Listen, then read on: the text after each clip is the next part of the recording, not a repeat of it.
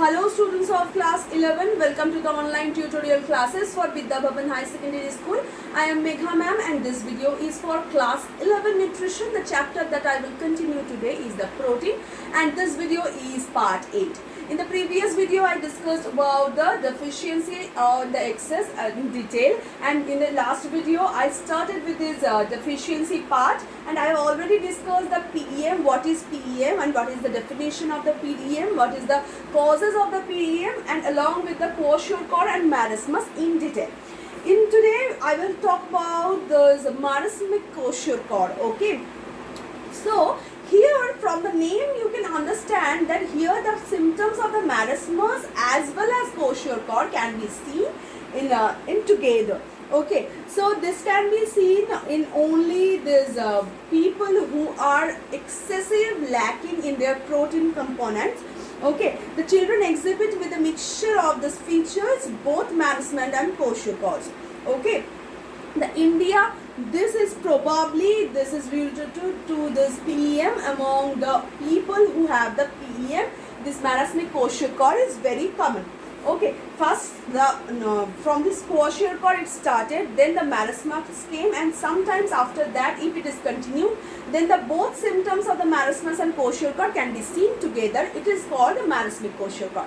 Okay, so the next part is the nutrient rotting. Okay, what is it? Like the children adapt with the prolonged insufficiency of the food energy protein by marked retarded growth and weight in height both. So the growth, all total growth retardation by health, by weight, by height, in everywhere, it is all totally called the nutrient rotting. Okay, next the underweight. Underweight is very common, as you know that the protein gives us the body structure. It helps in the producing the body, to replenish the body, to formation of the tissues and the cells and always the muscles. So if we are not consuming the protein amounts properly, obviously the muscle wasting will happen and the weight will decrease like very drastically. So here the underweight can be seen very commonly. Those people have the protein deficiency for a long time. So there may be generalized underweight or poor growth is compared to the genetic potential of a child. These children are much smaller than their normal counterparts, and this gastritis problem, gastritis related to problem, the respiratory tract problem, the infectious related problems, and the generalized malnutrition can be seen. So they are actually suffering for the various kind of the disease, because the proteins have their important works in everywhere. They are also forming the antibodies. So if the protein is deficient, the antibody cannot be formed. So this allergic reactions and this what you can see, like the problems related to this gastritis and the problems related to the respiratory problems and the infected related problems can be seen very commonly. So these are all about the underweight. Okay, so the next point is edema. Edema is nothing but the water retention. It is mainly related to the osmotic pressure in our body, and the proteins are not adequately present, then the water would leak from these blood vessels, accumulate the tissue and spread to this edema, and it can happen it can form the edema. Edema means water retention only.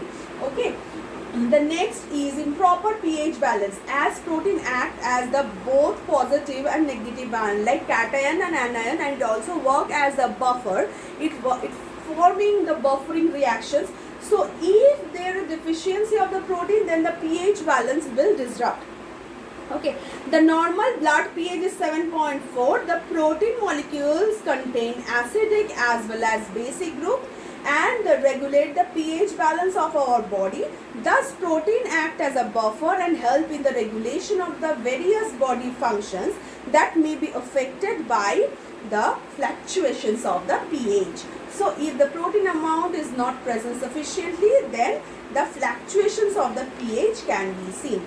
So now we completed the parts of the deficiency and excess. I think you understood very clearly. Here in the deficiency part, the PEM is the main problem. In this, the kwashiorkor, marasmic kwashiorkor, nutrient rotting, and the underweight is present. And one more point is edema, and the third is improper pH balance. So after that, today I will discuss about some new thing, called zwitterion. Okay, so let me erase up this part and then I will discuss what is zwitterion and what is isoelectric point. Okay, these two are very important short notes that are present in your book, and also you have to learn it very carefully. If you don't learn this in proper way, then you can't understand and you can't write by your own. So first I am drawing the structure of the protein. Just watch it very carefully. Okay.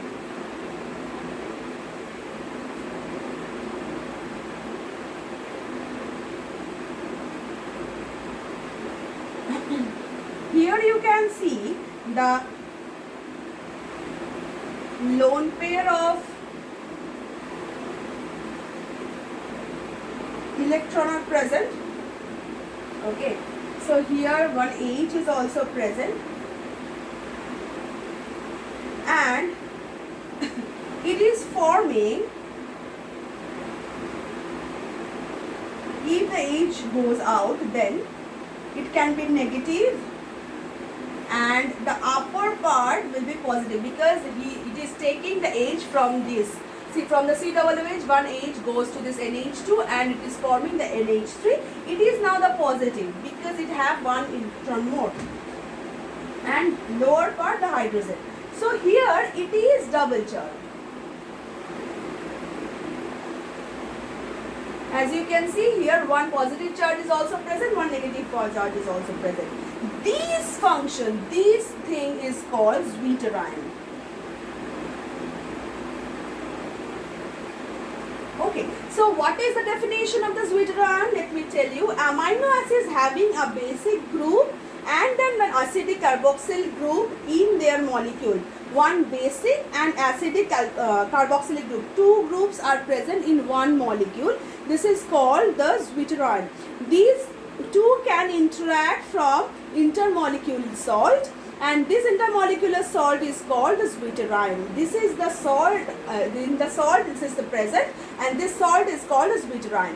Zwitterion is double charged, as you can see, one positive charge and one negative charge, one are present. The effect gives the amino acids the characteristics as the changed molecule. In this, from this form, it can also change in this stable part, and also it can form the positive compound as well as the negative compound. This is called the zwitterion. And one more thing, that is isoelectric point.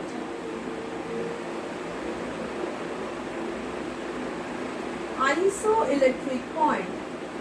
It is a very important part of it, like it is the pH at which the amino acids does not possess the change of the magnitude and thus behave like a natural compound. It is not forming the positive as well as negative compound. This is called, this point of pH is called the isoelectric point.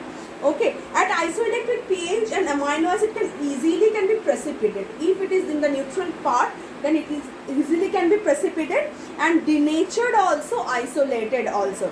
All proteins have their specific isoelectric point in there. They can act as the natural compounds. Okay, for example, the isoelectric point of the casein is 4.6.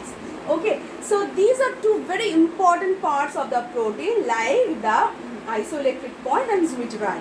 In the next video, I will discuss about the quality of the protein. Till then, thank you.